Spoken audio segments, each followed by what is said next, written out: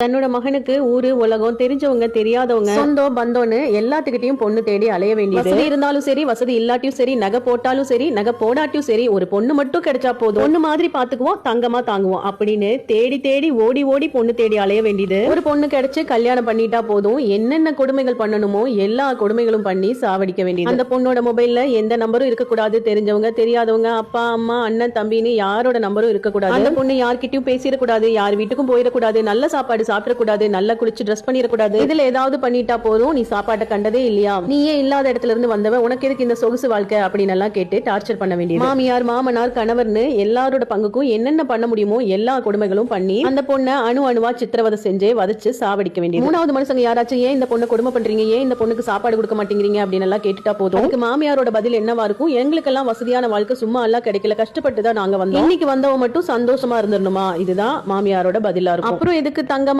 தாங்குவோம் பொண்ணா பாத்துக்குவோம் அப்படின்னு பொண்ணு தேடுறீங்க, எங்களுக்கு தரமான அடிமை தேவை, எங்களுக்கு கொடுமை பொறுத்தருக்கு ஒரு பொண்ணு தேவைன்னு டீசெண்டா கேட்டிருக்கலாமே. விருப்பப்பட்டா பிள்ளைய கட்டி கொடுக்க போறாங்க, இல்லைன்னா அவங்களே வச்சிட்டு இருந்திருப்பாங்கல்ல. எவன்டா இளிச்சவாய ஒரு பொண்ணை பெத்து வச்சிருப்பான், அவங்க கிட்ட இருந்து எல்லா சொத்துக்களையும் பொண்ணு பேரு சொல்லி சொரண்டி இல்ல அப்படிங்கறக்காகவே ஒரு சில பேர் பையனை பெத்து வச்சிருக்காங்க. இது எல்லாரையும் தாக்குறதுக்கான பதிவுகள் கிடையாது, ஒரு சில ஜென்மங்கள் இப்படியும் வாழ்ந்துட்டு இருக்காங்க, அவங்களுக்கான பதிவுகள் தான். மொத்தத்துல வைலண்டா இருக்கிற மாமியார்களை கூட நம்பிடலாம், சைலண்டா இருக்கிற மாமியார்களை நம்பவே முடியாது.